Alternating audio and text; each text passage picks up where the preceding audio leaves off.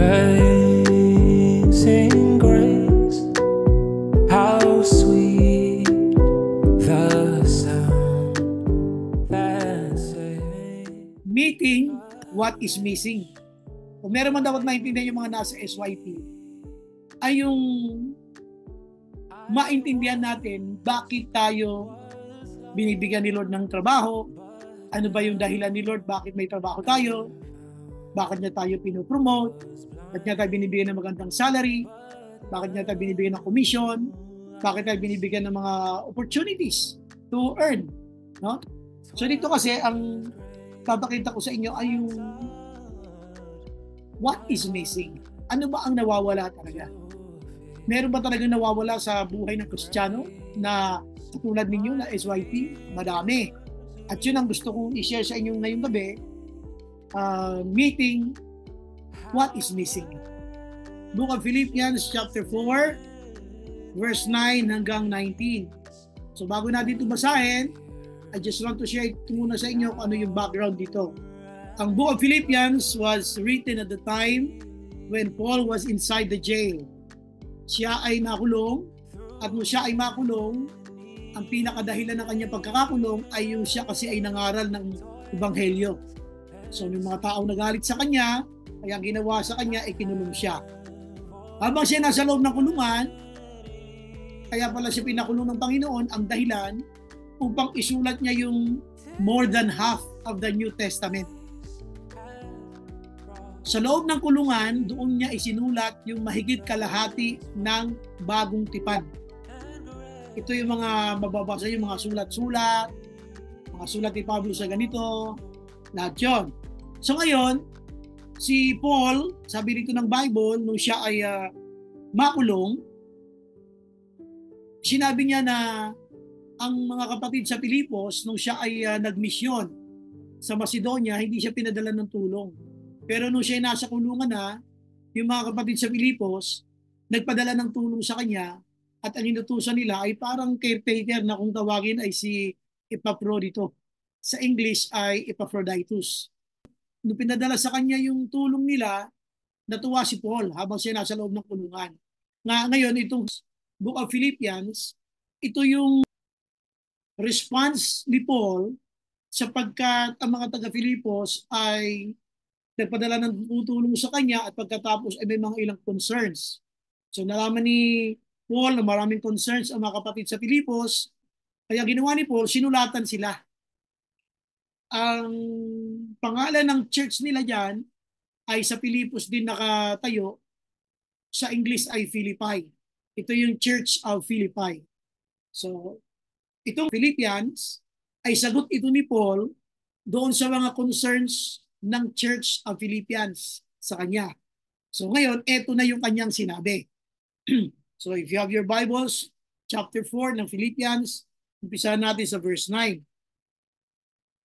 Sabi ng Bible, whatever you have learned or received or heard from me or seen in me, put it into practice, and the God of peace will be with you. I rejoiced greatly in the Lord that at last you renewed your concern for me. Sabi niya, nagpapasalamat ako sa dakilang Diyos sapagkat at last, sabi niya, ay nagkaroon kayo ng panibagong pagmamalasakit sa akin. Indeed, you were concerned. Sa totoo lang naman talaga, kayo ay may malasakit sa akin nung una, subalit wala lang kayong pagkakataong maipakita ito. You were concerned, sabi niya, but you had no opportunity to show it. I'm not saying this because I am in need, sabi ni Paul. For I have learned to be content whatever the circumstances. I know what it is to be in need, and I know what it is to have plenty. I have learned the secret of being content in any and every situation, whether well-fed or hungry, whether living in plenty or in want. I can do all things through Christ. Sabi niya, through Him who gives me strength. Yes, it was good of you to share in my troubles. Moreover, as you Philippians know, in the early days of your acquaintance with the gospel, when I set out from Macedonia, not one church shared with me in the matter of giving and receiving, except you only. For even when I was in Thessalonica, you sent me aid more than once when I was in need. Not that I desire your gifts, what I desire is that more be credited to your account. I have received full payment and have more than enough. I amply supplied. Now that I have received from Epaphroditus the gifts he sent, they are a fragrant offering, an acceptable sacrifice, pleasing to God. And now yung verse 19. And my God will meet all your needs according to all the riches of His glory in Christ Jesus. So dito, ang gusto ko lang sabihin ay, ano ba yung mga nawawala? Kaya nga sabi ko sa inyo, ang ating team ay meeting what is missing. Ipakilala ko sa inyo kung ano yung nawawala.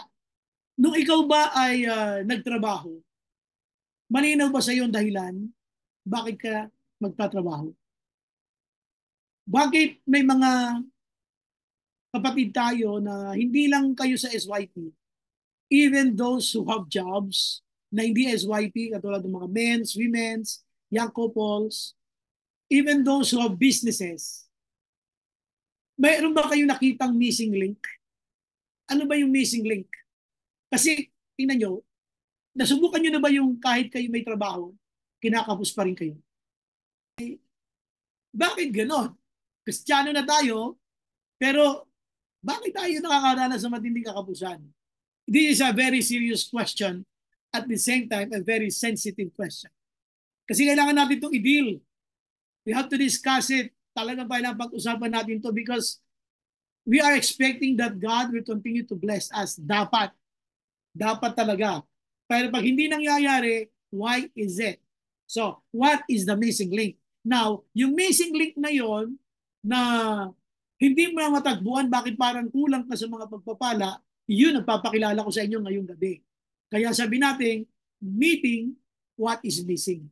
I want you to meet these pointers na mga dapat nyo makilala kung bakit tayo ay nakakaranas pa rin ng kakapusan.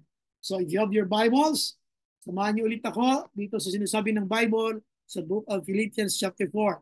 Now, gusto ko ikwento sa inyo na sino sa inyo dito, yung aking tanong pala, sino sa inyo dito yung nakabasa na ng verse 13? Di ba memory verse natin yan? Na I can do all things through Christ who strengthens me. Yes, alam mo ba na meron itong dahilan bakit nandyan yan yung verse na yan? Yung, pakita ko sa inyo yung background para every time na maririnig nyo to, hindi siya mamimisquote. Ibig sabihin na hindi siya mamimisquote, yung mga, hindi siya magagamit ng mali. So tanong natin ha, sabi natin dito ngayon na, meeting what is missing. Dito kasi, sabi ko nga, papakilala ko sa inyo, yung nawawala. Ang unang nawawala sa buhay ng Kristiyano, yung tinatawag na contentment. Yan. Contentment. Pag sinabi bang magiging kontento, ibig bang sabihin ito magtitiis ka na sa hirap? Hindi. Hindi yun. Kasi yung iba, ang connotation nila, pag sinabing makontento ka naman, ang sinasabi niya, basanay ka na sa hirap. Ako ha. Ayoko nun ha. Sino sa inyo rito yung nangarap maging mahirap? Sobrang naman, dahil papangarapin maging mahirap pa. So dito, sabi lang natin dito, ay merong dahilan kasi. Pero ang isang reason, sabi ko nga, na missing link sa buhay ng Christian is yung contentment. So let's define. What do we mean by the word contentment? Si Paul kasi, di ba, basahin natin yung Bible, sundan nyo ako ha, para maintindihan nyo. Sabi ng verse 13, I can do all things through Him who gives me strength. I can do all this. Ano yung this na to? Ano yung I can do all this? Tapos sabi niya, I can do all this through Him who gives me strength. Di ba? Bakit strength? Pwede naman, I can do all this through Him who gives me wisdom. Di ba? Pwede naman ganun Bakit? Kumbaga, makakayanan ko ang lahat ng ito dahil sa bigay niya sa akin na karunungan. Bakit sinabing makakaya ako ang lahat ng ito dahil sa bigay niya sa aking kalakasan? Kasi ang background niyan ay nandoon sa verse 12. I know what it is to be in need. Sabi niya. And I know what it is to have plenty. Ang sinasabi niya dito, makinig kayo mabuti iba't ibang situation sa buhay. Naranasan ko na maging in need. Alam ko magkaroon ng kasaganaan, to be in plenty. Sabi niya, I have learned the secret of being content. Kaya contentment. Ano ang sikreto ng pagiging kontento? Ang sikreto ng pagiging kontento ay si Kristo. Ulit, ang sikreto ng pagiging kontento ay si Kristo. Kaya nga sabi niya dito, tingnan niyo ha, I have learned the secret of being content in any and every situation. Kaya ko ma-overcome ang lahat ng situation kasi Christ is giving me strength. Yun ang ibig sabihin ng verse 13. Because Christ is giving me strength, I can do all things. Ano sabi niya? To be in need, to be in plenty, tapos sabi niya to be fed, maging well-fed, maging busog man ako, maging hungry, whether I'm living in plenty, I can do all things. I can do all things because He gives me strength. So, ito ngayon ang kanyang natutunan. Kasaganaan, kagutuman, kawalan, mayroon, wala man. Natutunan ko na yung sikreto. Sabi niya, I have learned to be content. Sa ibang salin, I have learned to be content into whatever state I am. Sabi niya. Dito sabi niya, I have learned. Tingnan yung verse 12 ha, ulitin ko ha. I know what it is to be in need and I know what it is to have plenty. I have learned the secret of being content. So what is the secret of being content? Yung verse 13. I can do all things through Him. So sabi ko nga, ang sikreto ng pagiging kontento ay si Kristo. Kaya number one natin dito, contentment. Ngayon, marami sa atin ay hindi kayang i-handle ang kahirapan. Yung iba, pag wala tayong pera, nagtatampo sa Diyos. Damay ang prayer life, damay ang paglilingkod sa Diyos. Pero alam niyo ba, sabi ni John Maxwell, give a person authority and money and the true character will be revealed. Sabi niya, ha, John Maxwell, ha, bigyan mo ang tao ng pera at kapangyarihan, lalabas ang kanyang tunay na ugali. Kapag kahirapan, hindi pa masyado eh. Pero kapag meron niyang authority and power, tingnan niyo sa ating bansa.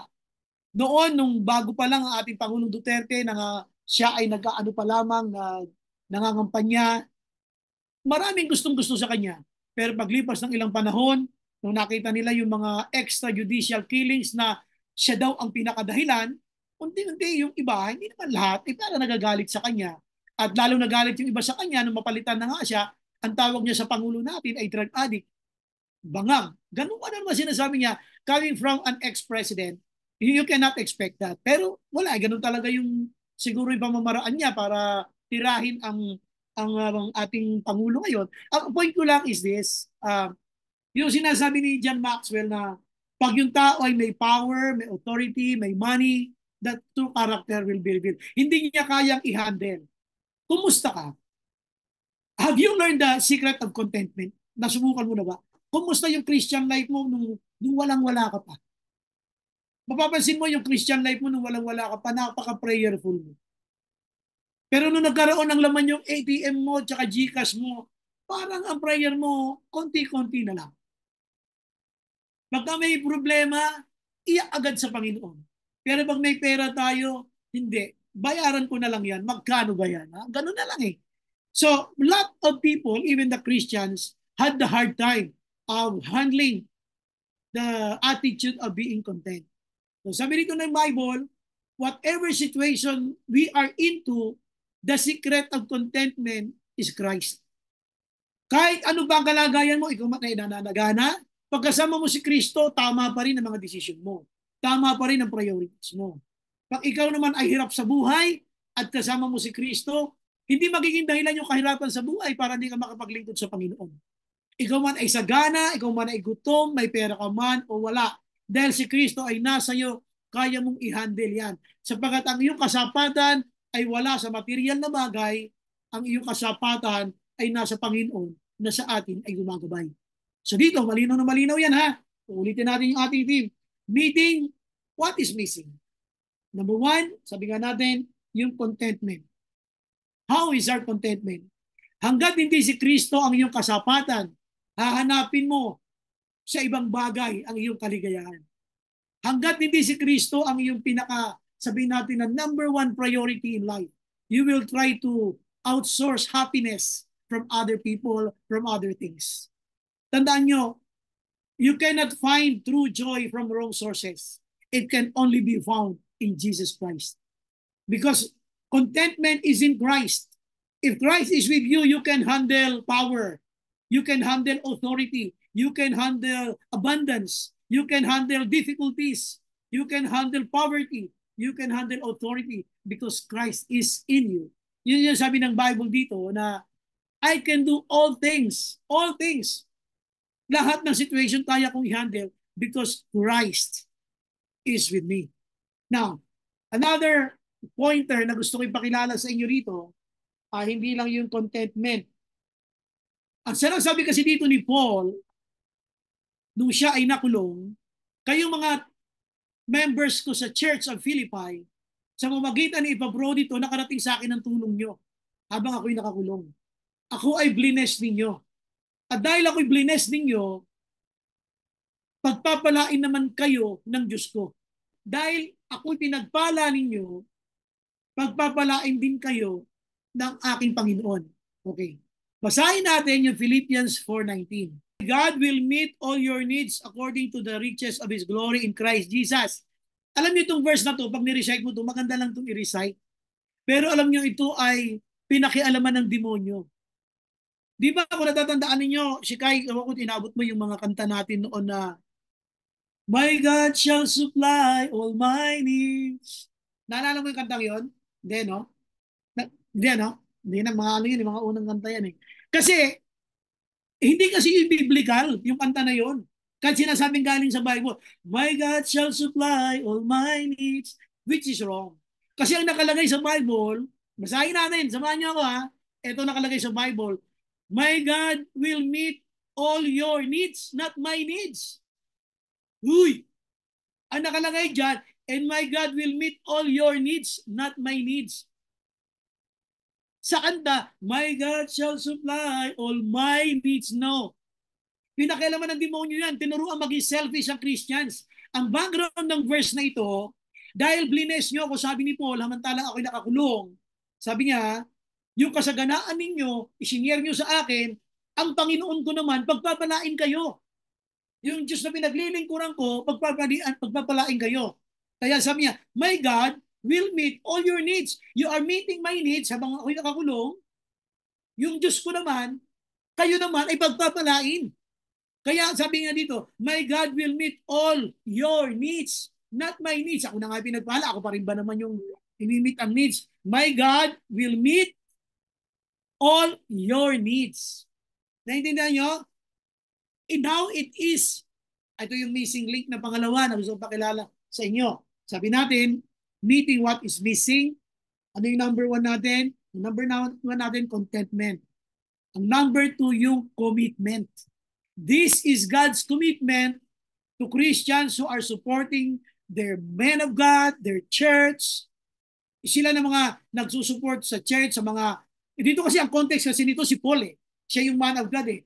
Sinasabi ko doon, hindi dahil ako yung pastor niyo, siyempre. Subukan niyo mag-bless ng mga workers, ibang mga pastors, kahit galing sa ibang church, hindi sa church natin. Tingnan niyo kung paano kayo i-bless ni Lord. Kasi it's a commitment of the Lord, those who bless their men of God, His men of God, by we men of God, God will bless also those people. Sinabi niya yan sa Israel, sa Genesis. Those who bless you will be blessed. Those who curse you will be cursed. Ang magpala sa iyo, Israel, ay pagpapalain ko. Ang sumumpa sa iyo ay susumpain ko. Kaya sabi ni Paul, dahil ako'y pinagpapala ninyo samantala ako'y nasa loob ng kulungan, sabi niya, pagpapalain din kayo ng aking Panginoon. My God will meet all your needs. My God will meet all your needs. So ano yung pangalawa dito? Ano yung missing link? Kaya nga sabi natin, bakit tayo minsan kinakapos tayo? Kahit tayo ay may trabaho na, minsan na may negosyo tayo, kasi nakalagay dito yan sa Bible. Ano ang objective why the Lord is blessing you? Moreover, as you Philippians know, in the early days of your acquaintance with the gospel, sabi niya, Kayo mga taga-Pilipos, naalala niyo naman siguro mga unang mga araw na bago pa lang ninyo naririnig ang ebanghelyo ng Panginoon. Ang sabi niya, when I set out from Macedonia, na ako'y maglayag mula sa Macedonia, sabi niya, walang sinumang church. Hey, listen to this ha. Not one church shared with me in the matter of giving and receiving, except you only. Wala man lang nag-support sa akin sa aking pagmimisyon. In other words, the blessings that God is allowing us to experience, it is a blessing that needs to be shared. Ito yung mga bagay na nakakalimutan natin. The reason why God is blessing us, we have to share the blessings to others, especially those who are doing the works of God. Sabi ni Paul, nung una, wala man lang nag-support sa akin na ako'y humahayo kung saan-saan. Pero nagpapasalamat ako ngayon dahil nagkaroon kayo ng panibagong pagmamalasakit. Tingnan nyo, nung panahon na yon, kayo lamang ang tumulong sa akin. Sabi niya, when I set out from Macedonia, not one church shared with me in the matter of giving and receiving, except you only. So in other words, because you are supporting me, sabi ni Paul, my God will meet all your needs. It's a commitment of God. Kaya tayo pinapayagan ni Lord na mag-bless ang buhay natin, karoon tayo ng work, karoon tayo ng trabaho, karoon tayo ng negosyo. This is not for personal consumption. We must be willing to support those people na naglilingkod sa Panginoon na pag sinabi sa inyo, Lord, anak, tulungan mo nga si brother, si sister. Kahit hindi taga-church natin, pag sinabi sa inyo ni Lord, isupport mo. Tulungan mo. Kahit hindi taga-church natin. So, let's support. So, hindi porque sinag-usapan natin ito ibig sabihin sa church natin, you try. You try to support a pastor coming from our church o kaya coming from other church. Tingnan nyo kung paano kayo pagpapalait. Because you're doing that, in some way or another, God is using you to meet His needs. Ang commitment ng Lord, sabi niya rito, my God will meet all your needs. So tandaan mo, may commitment na pinag-uusapan. Hindi lang contentment, kundi kasama dito yung commitment. So why the Lord is blessing me? God wanted me to share the blessing. So bakit ako kinakapos? Maybe I'm not sharing what I have, I needed to share. Sabi ng 19, and my God will meet all your needs. It's a commitment. God will meet all your needs according to His riches. Sabi niya, of His glory in Christ Jesus. So, number one yon, yung contentment. Alam niyo, pinakamahirap sa lahat, paano i-handle ang poverty. Akala nila mahirap i-handle ang poverty. Alam niyo ba? Pinakamahirap i-handle hindi poverty. Abundance, power, authority, yan ang pinakamahirap i-handle. Kasi nagpifeed yan ng ego. Because Christ is in you, I can do all things through Christ, sabi niya. Okay? So, ano number 2 natin? Meeting what is missing? Commitment. Diba? May commitment si Lord. Because you are blessing the church, you are blessing the men of God working for the Lord. Sabi ko nga, mag-eksperimento kayo. Mag-bless kayo ng tao kahit hindi taga-church natin. Yung nilagay ni Lord sa puso ninyo. God will meet all your needs. Sabi ng Bible, hindi ito yung kanta ng unang-una na, my God shall supply all my needs. Selfish yung kanta na yun. That is not biblically correct. Ang Bible sabi, my God shall supply all your needs. Your needs, not my needs.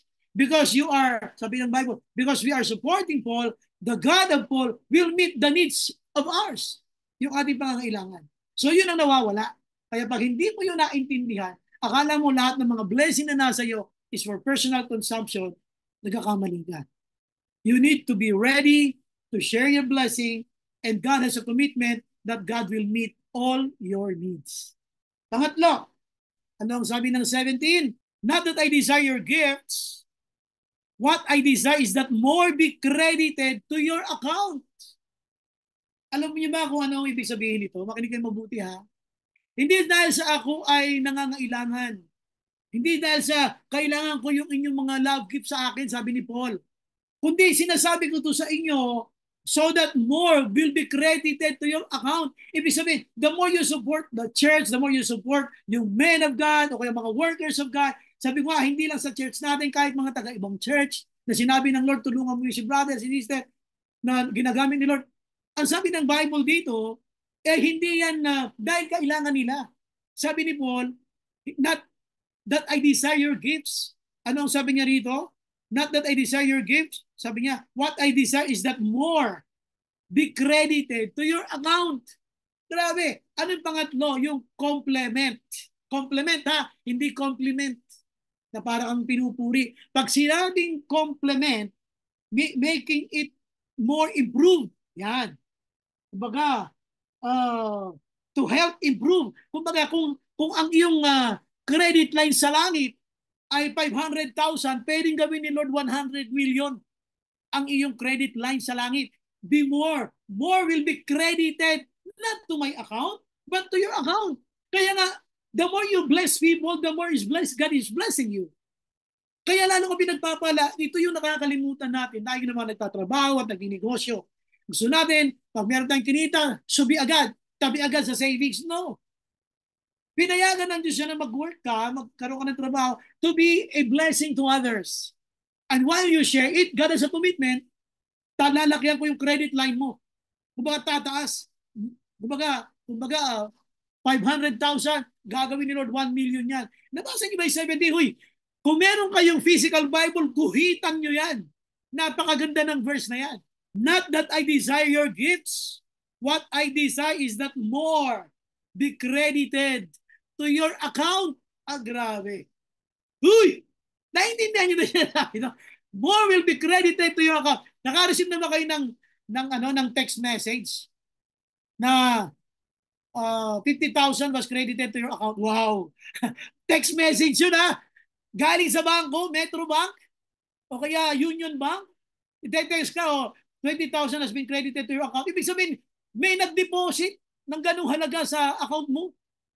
Ngayon dito, sabi ni Lord, more will be credited to your account. Bakit?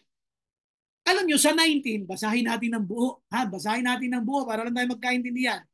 Sabi sa 19, and my God will meet all your needs according to the riches of His glory in Christ Jesus. At ang aking Panginoon ay tutugunin ang lahat ng iyong pangangailangan ayon sa kayamanan niyang hindi mauubos. Mauubos mo ba yung kayamanan ng langit? Uy, mauubos ba yung kayamanan ng langit? So ako thankful ako sa inyo lahat na nagsusupport kayo sa ating church.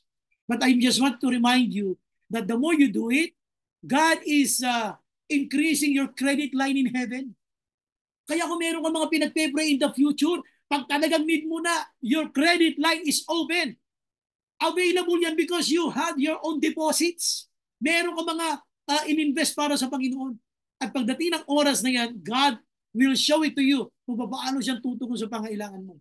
Makikita mo kayo ng kilos. Why? Because all of you are supporting the church. God is increasing your credit line in heaven. Ngayon, subukan nyo at sabi nga ni Lord, for my God will supply all your needs according to His riches in glory in Christ Jesus. Ganun pag Tagalog, mula sa kayamanan niyang hindi mauubos. Grabe. Mauubos ba yung kayamanan ng langit? I'm just encouraging you na the Bible is clear. These are the missing links na nakakalimutan natin. Minsan nakala natin, ay sabi ng church, meron daw dahil contribution. Dumibigat yung kalooban natin, contribution na naman, tutulungan na naman. Hirap na yung kalooban. Tapos makikita ninyo, may mga nag-a-announce sa atin ng mga deacons, kailangan pa natin. Please, huwag kayong mabaghan. God is increasing your credit line. God is just giving you an opportunity to increase your credit line. Ito yan. Kaya nga dito, binasa niyo yung Bible, sabi niya rito, mula sa kayamanan niyang hindi mauubos. Sabi nga ni Paul, not I desire gifts. What I desire is more be credited to your account. Grabe. Not to my account, to your account. Ito yung gusto kong maintindihan ninyo, pati mga kasama natin sa church na may mga work, women's man, men's, may mga negosyo. Kaya binigay sa iyo yan for a greater purpose. Hindi lang yung para sa iyo. Ang gusto ni Lord ay yung pangatlo nga, yung compliment. Akala mo pag nagbibigay ka, you're giving favor? No. God is giving you favor because He is increasing your credit line. Huwag mo isipin nagbibigay ka ng pabor. No. God is giving you favor, an opportunity to increase your credit line. Yan sinasabi dito. So be thankful and be grateful because we are discussing this. Next time na meron ganyang opportunity, let the Lord speak to your heart. Na kahit ito na kaya ko piso lang eh, bakit ba? Eh, kung meron ka naman 2 piso, dito 2 piso naman. 2 piso lang. So my only point is, please, try to understand why the Lord bisa pinapayagan sa atin yung kakapusan kasi may mga bagay tayo hindi naintindihan. Okay? So dito, ulitin ko lang uli, meeting what is missing. Ano yung number 1 natin? Contentment. Okay? Ang sikreto ng pagiging kontento ay si Kristo. Sabi nga, I've learned to be content. Ako man ay well-fed, ako man ay hungry, ako man ay in plenty, ako man ay walang-wala, I've learned to be content. Doon nga sinunod yung 13. I can do all things through Christ. Sa lahat ng yan, kahit saan mo ko ipuwesto na yan, kakayanin ko yan dahil kasama ko si Lord. Yun ang sinasabi niya. So nawa ay makita ni Lord na tayo ay hindi masumpungan ni Lord na nawawala sa linya kapag tayo ay pinagpapala niya. Okay? So, yung commitment ni Lord, sabi ni Lord, sabi ni Paul, my God will supply all your needs. Why? Because you are blessing Paul. When you bless others, God is committing Himself to bless you and meet all your needs. Number 3, yung complement. To improve your credit line. Pataasin ang yung credit line. God is giving you opportunities for God to bless you more. Alam niyo anong conclusion natin? You will miss the point of your blessings if your bounty is not for His glory. Mamimiss mo yung punto. Hindi mo makukuha yung pinakadahilan bakit ka pinagpapala ng Diyos kapag ka ang iyong kasaganahan ay hindi para sa Kanyang kapurihan. Lahat ng kasaganaan ay para sa Kanyang kapurihan. Kapag hindi mo yun nahuli, hindi mo nakita ang Kanyang pinakadahilan. Kaya dito, sabi ko nga, you will miss the point of His blessings if your bounty is not for His glory. Amen? I'm ready.